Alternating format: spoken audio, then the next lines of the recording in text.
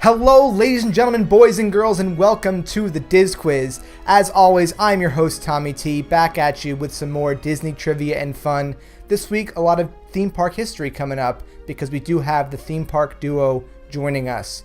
But before we go and meet them, a few quick words here at the top of the show to get through. As I've mentioned, the last couple shows were now available as a podcast on Apple Podcasts, on the Google Play Store, and on Stitcher, so really all the major ones are now covered. If there's something you're still looking for, please let me know. We'll be continue to be offered as a video on YouTube, so really whatever platform works for you, again, we're probably there.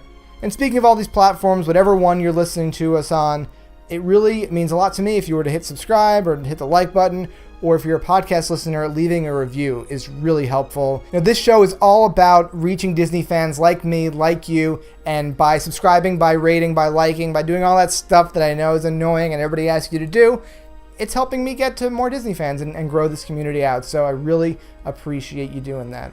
So let's get into the trivia fun and meet this week's contestants. All right, so it's time to meet this episode's contestants. We have here Gabriel and Nikki from Theme Park Duo. How's it going, guys? Thanks for being here with me. Hey, doing great. How are you? Good. So tell everybody a little bit about Theme Park Duo, what you guys doing over there with the blog, the podcast, and all that good stuff. So, as you said, we are the Theme Park Duo, myself and my wife, Nikki. Yep. And we're just really huge theme park nerds, dorks, and just love everything about the aspect of theme parks. And what a better way than to get all that angst and dorkiness out than have a podcast to talk about it. Gabe said basically we just we started recording the conversations we would have on our way home anyway. So yeah, so you're just about recording it anyhow. Yeah. So exactly. That's pretty much how it all started, and we've grown. We just finished our season 1. We're starting our season 2. And we just have such a love for all that stuff. So we talk about haunts, we talk about cons, we talk about theme parks, all that stuff, because those things tend to bleed into each other a lot. Sure. So we kind of cover all that stuff and just have a hoot doing it. Yep. Great. Yeah, I was just listening to your Bob Gurr episode, which he's such an amazing guy. That's so awesome that you got him on there. Yeah, he's like... It's like seriously one of the nicest guys. Yeah, wow. Really. Like you walk, like I texted him before I was going. He's like, "Hey, do you want any coffee?" And I would walk up and give him the coffee, and he's just like so grateful for the coffee. but then even on top of that, just having the conversations with him, it feels like you're just talking to like your grandpa, or your uncle, or somebody who's your family member, because he just has that repertoire behind him. His house is just like a treasure trove of memorabilia, goodies. Yeah. Oh my God, that's amazing. He's one of the last like real ties to Walt that we have left, so that's definitely a treasure. Yeah, it was really cool hearing his stories. So yeah, absolutely. Well, very cool. Yeah, check out Theme Park Duo. I really like the podcast and stuff. Gonna listen to more of it for sure. Thank you very much. Season 2 rolls out. So before we get into the show, this is the first time I've had a married couple on my show, so I'm excited about that. Would you say that you guys... might not be married at the end of it. I was going to say, are you guys competitive? Is this going to be a contentious... Okay, good. On the floor over here is Battleship and Connect 4, and the reason why they're on the floor is because I got mad. Because she beat me and them both a lot. And I just said, I don't want to play these anymore, and they're not. The Battleship board is broken in half from sabotage after a particularly vicious match of Battleship. No, I love it. So this will be a lot of fun to have you guys go head-to-head here in Disney trivia. I'm not going to hit you. I know. I think he might have the edge over me, so... We'll see. Well, we shall see. So just to go over the rules for you guys and for anybody out there that isn't familiar, we've got 40 total questions ahead of us, broken up into 2 parts. The first 2 rounds will be 50-50, and each question's worth 1 point. And then the second 2 rounds, no more 50-50, no multiple choice. You'll have to come up with the answers, and those are worth 2 points. And also in that round, you'll be able to steal. If one person gets it wrong, the other person can steal those 2 points. And then a couple other little things. Each round, the person who's behind goes first, so they get a chance to catch up first before the leader takes over. And then in our very last round, we'll go back and forth, so that those points are climbing back and forth as our final showdown. All right. Sounds Right. great. Let's Good. do this thing. Okay. I'm pumped. Ready. This is crazy. I'm so pumped. All right, so for our first round here, we've got a cool little category I came up with. So we got the theme park duo here. Obviously, Disney is one of the most innovative names, probably the most innovative name in theme parks, but they didn't invent everything in theme parks. So what we're going to do is I'm going to give you an innovation, a thing, an invention, and you're going to tell me whether Disney was the first ones to do it or introduced it or invent it or whatever it may be. Got it. Okay. All right, so who wants to go first? Do we have a... I say you go Okay, first. I'll go first. Yeah. All right, Nikki's first. I just Here we want to go. sit back and watch and laugh. Okay. So I'll say something, and you'll just say yes or no, Disney did or did not do it first, all right? Okay. All right, first things first. First theme park in the United States. Is Disney the first one to build a theme park? So it's different from an amusement park. So the first park to have an actual theme that you know, everything's themed around something. You know this answer. No. No. Do you know what the first theme park is? Knott's Berry Farm. Yes? That would have been my answer. Yeah. So when did Knott's open? Officially, well, like the Knott's Berry Farm started back in the 1920s, but when he decided to actually enclose everything and charge admission as like an amusement, I think it was like in the 40s or something. I'm not quite sure. All right, I'm not 100%. Sorry, everyone. So it's fine. So the answer is no, regardless. But sometimes Cool. here, You you got it right. But so I have here, my research says that the first official theme park, I guess, that had a real theme to it is a park called Santa Claus Land, which is located in Santa Claus, Indiana, opened in 1946, and obviously Christmas themed theme park. So that's a lot of people cite that one, but I'm sure Knott's is right in there as well. And I've never been to Knott's Berry Farm, actually. And even I lived in LA for 2 years and I never went. I know it's like a theme park sin. I know. I don't know what it is. I went to Disney all the time, went to Universal all the time, but never got to Knott's. So maybe next time I'm out, I'll have to go during Halloween. It's awesome. Perfect. Yeah, I love Halloween themed stuff, so that'll be the plan then for sure. Yes. All right. So next question for Nikki: Audio-Animatronics. Did Disney do it first? Yes. Yes. Disney first introduced the Audio-Animatronics. They patented it and everything, and the first attraction to use it was the Enchanted Tiki Room, 1963. Yep. All right, next question. Fully enclosed roller coaster. Did Disney build the first fully enclosed roller coaster? I have no idea, so I'm gonna. Don't look at me. What? You guys are. Give you the answer? It's a competition. Why would I give you the answer? I'm keeping my lips shut. Fully My mouth shut. enclosed. Fully enclosed, like Space Mountain. That's what he means. Yeah. You have two options. Yes. I'm sorry, it is not. Oh. So the Matterhorn is partially enclosed, but a good deal of it is outside. But the first one I was able to find, and again, a lot of these I was able to say definitely yes or no, but sometimes the people don't have these things tracked. But for sure, Fire in the Hole in Silver Dollar City in Missouri, which I looked up some videos of this, and it's kind of a cool little folksy type theme park. It opened in 1972, 3 years before Walt Disney World Space Mountain, which is Disney's first fully enclosed one. So it's a fun little ride. It's half dark ride, and then you go down a bunch of drops and stuff. So Cool. So is it like you have to yell "Fire in the Hole" once you go down the drop? probably Like, is that what you have to do? Because I feel like it's just, why not? Fire in the hole. Exactly. Okay. Next question. Did Disney do it first? 3D movies. Did they create the first 3D film? I'm gonna say no. No, not at all.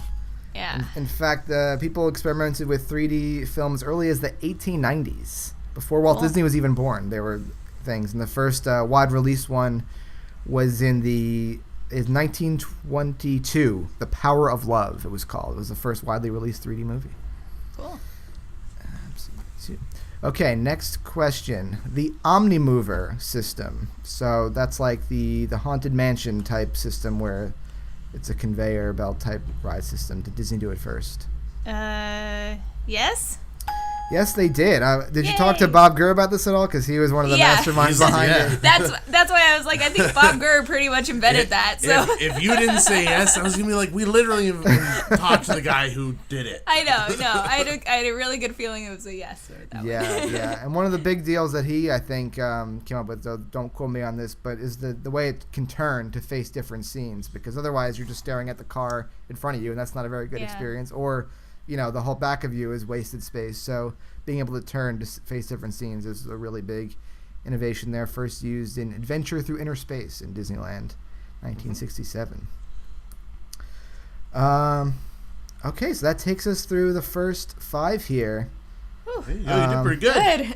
So you just got. Were you just breathing? Were you not breathing? I was nervous the whole time. You're nervous, but you just got. I thought I was gonna get none right. You just got the one wrong, right? It was just cool. the full enclosed. So So 4 pretty good. Gabriel, you're up. You gotta Let's do this. Watch me do terrible. Okay, so first question for you: the log flume. Did Disney do it first? No. No, not at all. They were popular throughout the early 20th century. The shoot the chute, as they call it. Also, Walt Disney went to Knott's Berry Farm to check out their log ride. Yeah. And also Six Flags over in Arlington had one in 1963, so that was long before Splash Mountain even opened in the 80s. Yeah. Okay, the next one, the Tubular Steel Roller Coaster. So the roller coaster with the round steel tracks. Did Disney do it first? Yes, they did. Yes, they did. The Matterhorn. By Arrow. By Arrow, yeah. I was doing research for this. When I was doing research for this topic, Arrow came up constantly. Everybody, they did a lot for Disney. They're the unsung heroes for sure of the Disney engineering. All right, next question. The motion simulator ride. Was Disney the first ones to have a motion simulator in a theme park? Or I should say just a motion simulator ride for the public. I'm going to say no. No, but it was close. They were just for a little while I thought this might have been a yes, because it was tough to research this one, but I did find conclusively that there was a motion simulator ride at the CN Tower in Canada, Toronto, Canada, 2 years before Star Tours opened. But Star Tours is known as like one of, if not the first, in a major theme park to be a motion simulator ride. That was a close one. It was a close one. Okay, next question. The monorail. Did Disney invent the monorail? No. No. They've been used around the world as early as the 1820s, but often cited, though, as the first monorail in the first regularly operating monorail in the Western Hemisphere is said to be the Disneyland monorail, but it did exist before that. And Bob Gurr made it prettier. Yeah, I'm sure Bob Gurr talked about that one quite a bit. Yeah. He talked about the Duo Rail, which is something he wanted to do for Walt Disney World, and they ended up not doing it. Is that related at all to the Viewliner? No, the Viewliner was something completely different. It was basically using the monorail tracks that are there, because you know how there's 2 tracks? Yeah. And just making one big vehicle to go on both tracks. To hold more people. Yeah. I see. Interesting. Yeah, my understanding is with the Viewliner, they built that thing, and then like right afterwards, Walt saw a monorail, and he was like, "Oh, this is what I wanted. Like, forget that other thing. Build me a monorail." All right, Gabriel, last one for you here. Roller coaster with onboard audio. Did Disney do it first? Ah, crap. Get it wrong. First. I am going to say yes. They did. Ah! I'm just like in my head, I'm like going through the different rides. Kudos if you could tell me which one it is, though. No extra points, but just for fun. The first ride with onboard audio? First roller coaster. Audio. Yes. Space Mountain? I don't think it's Space Mountain. It's Space Mountain. Was it I'm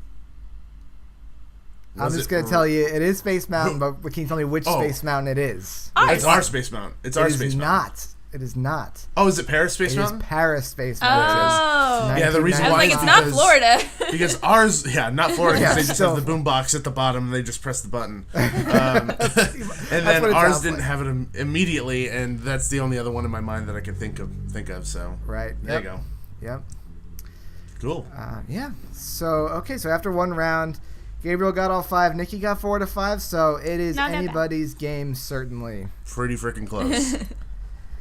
All right, so a few episodes ago, I did a fun category that was real or fake Disney movies, where I took some obscure Disney movie titles and alongside some ones that I made up, and I asked my contestants to say, is this a real Disney movie or one that I made up? So I'm going to do the same thing today, except with rides instead of movies. Oh, that's fun. I like that. Were you hoping that he would say like Darby O'Gill and the Little People or something? I'm good with the movies. I'm better with the movies probably than the ride stuff. Yeah, maybe just a little bit. Okay, we'll have a movies category a little later on, though. It's a little different. There you go. So, a couple things to keep in mind just to help you out a little bit. I think that almost all of these are extinct attractions. So, because if they were current, it'd be a little too easy, I think. You would know if it was real too easily. So, and then they're only from the domestic parks, though, no international stuff, because that might have been a little too hard to say. Some Tokyo Disneyland ride that was open for 2 years in the 80s might have been a little too obscure for you guys. But I would have been very impressed with your pronunciation. Yeah, that's another reason why. Maybe. We'll see what happens. Okay, so Nikki's behind by 1, so she'll go first. So again, I'll tell you the name of an attraction. You'll tell me whether it's a real one or one that I just made up. Okay. So the first one for you is Mickey Mouse Funhouse. Is that a real or fake ride? It's a show. Don't look at me. So Mickey Mouse Funhouse. I'm going to say it's made up. It is made up. Yeah. The closest thing would be the Mickey Mouse Review that was in Magic Kingdom for a while. And that actually moved to Japan later on, but never a Mickey Mouse Funhouse. Cool. And you're talking about Clubhouse Disney. Yeah. Mickey Mouse Clubhouse. Mickey Mouse Mickey Clubhouse. Mouse Club, of course. Yeah. But Funhouse is not. No Funhouse. No. Sounds great, though. Yeah. Maybe someday this will be out of date and they'll make a Mickey Mouse Funhouse. Imagineering. All right, next question. Dreamflight. Is that for me or Gabe? Sorry, still for you. Oh, okay. Dreamflight. I don't know. It's real? It is real. Yay! Good job. It sounds a little made up. Happy for you. And honestly, all of the names of this particular ride, it was in the Magic Kingdom, where Buzz Lightyear Space Ranger Spin is today. But there was a series of dark rides that were all about flight, about airplanes. And let me run through these names for you and listen how ridiculous this is. So it opened as If You Had Wings, then it became If You Can Fly, then it became Delta Dreamflight, then it became just Dreamflight, and then finally Take Flight. So it had 5 names. It went through small changes each time it reopened, but I don't know why they couldn't just stick with a name for this ride. Really strange. And somebody then today just couldn't make up their mind. Well, and it was obviously sponsored by Delta at some point. Yeah, at some point. Yeah, at some point it was Delta Dreamflight, and then it became just Dreamflight after Delta dropped it. Yeah. But yeah, strange history there for that ride. But you got it right. Yay. Okay, next one. Journey to the West. Real. That is fake. No. It sounds just like something that would be in 50s or 60s Disneyland, but it is made up. There was a Journey Through Nature's Wonderland. That's what I was thinking. I was kind of playing off of that one there. Okay, next question. Jamming with the Jungle Book. Darn. I don't know. Don't laugh. I'm laughing at the name. I'm not laughing at you. I'm gonna say it's real. Sorry, I keep taking water at the wrong time. It is fake, actually. No. Oh, jeez. There was something. I knew I wouldn't do all this. There was something once called Journey into the Jungle Book, but not Jamming with the Jungle Book. He's playing on other names to mess with us. I'm messing with you guys. I don't know the real names either. So, so it doesn't matter. Anything's plausible. That's true.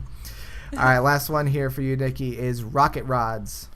Oh, that's real. That is real. Yeah. Another short-lived... sad existence. Yeah, I had to go look up another video of this one because it's such a bizarre attraction that... Dude, I remember going on this thing. You went on it? Oh, I never got to go on it.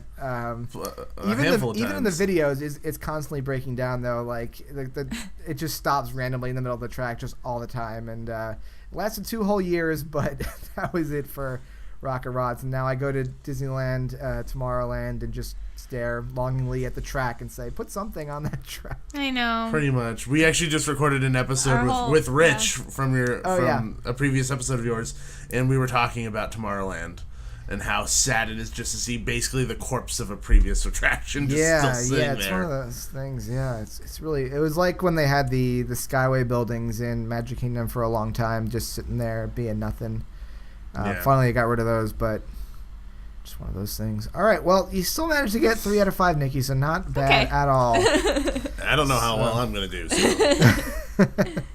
So Nikki's got 7 right now. Gabe, you're starting out with 5. Let's see how you do in real or fake. First one up, Jolly Trolley. Is that a real or fake ride? Jolly Trolley, that is real. That is real. Oh, thank God. I think you said it with confidence, but you didn't know it all. No, well, the Jolly Trolley in my mind, I thought about the trolley that's in Toontown that doesn't move anymore. That's it's just exactly there. what it is. Yeah, it's another. Oh! It's another. What? It's another attraction corpse there that you can see. They use it like as a vacation club desk. Yeah, the reason why that one is closed is because it was literally just too crowded to actually run it. So for a while, they would just run it on slow days, and they're just like, why are we even bothering with this anymore? Because as most of you know, probably, there aren't too many slow days left at Disneyland. So that one is just kind of sitting there. All right, next one for you, Gabriel. Mary Poppins live on stage. Oh, fake. That is fake. Boom. Mary Poppins. There is one, but it's not Disney land related. Or there was a Broadway show, Mary Poppins, which is really fantastic. And then there was a show called Steps in Time in Disneyland, though I think that was a review show that had like lots of different stuff, and they just used that as the title. So they've never had a full-on Mary Poppins show in the theme parks. So that is 2 for 2. Next one, the Flying Saucers. True, that's real. I knew that one. Another infamous Disneyland attraction that they somehow brought back in the Cars Land. I don't exactly. And then that one failed too. I don't know why they thought it would go differently this time, but they're like, it's tires now though.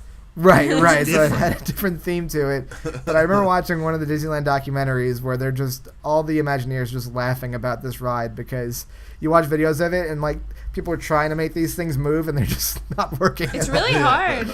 Yeah. Okay, next question for you, Gabe. Pocahontas and her forest friends. Oh, geez. This is not my repertoire at all, so I'm gonna say it's fake. This was a real life attraction. Oh, what? Yay! It went for 10 years at Camp Minnie Mickey in Animal Kingdom.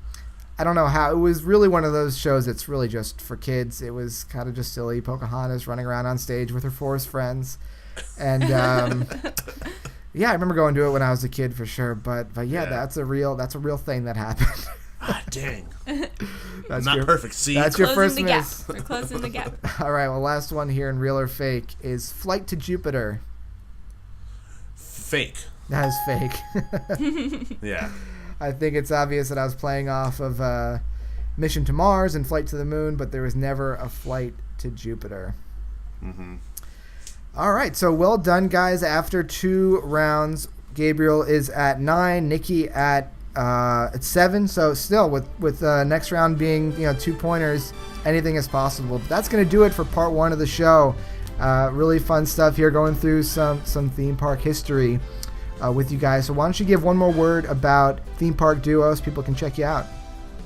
Thank you. Like we said at the beginning of the show, Theme Park Duo is our really fun theme park filled podcast where we talk about all the theme parks here in Southern California, and sometimes if we're lucky enough we'll talk about the theme parks out in Florida once we get a chance to go there and kind of experience different things.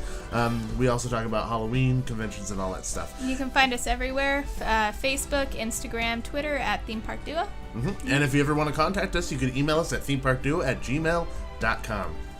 Great, yeah, check out Theme Park Duo for sure. Well, we'll be back with Gabriel and Nikki for the conclusion of this episode here. So, tight score, 9-7. We'll be back. I'm gonna close the gap. Close the gap. Close the gap. So that's going to do it for part 1 of this episode. Gabriel and Nikki are neck and neck. Gabriel with the slight edge at 9-7. But again, part 2, points are doubled. Anything can happen. So be sure to check back next Sunday for that. And if it's past next Sunday already, if you're watching this in the future, then you should be seeing the link below in the description here or at the end of the video, so you can go check out part 2 right away. And again, if you're enjoying what I'm doing here with the Diz Quiz, liking, subscribing, engaging, sharing, all that stuff that everybody begs you to do, we beg you to do it because it means a lot and it really helps us grow the audience, grow the show. And by doing that, you're driving me to create more fun Disney content for everybody. So definitely appreciate that quite a lot. So that'll do it. Until next time, this has been the Diz Quiz. I've been Tommy T, and we will see you real soon. Bye-bye.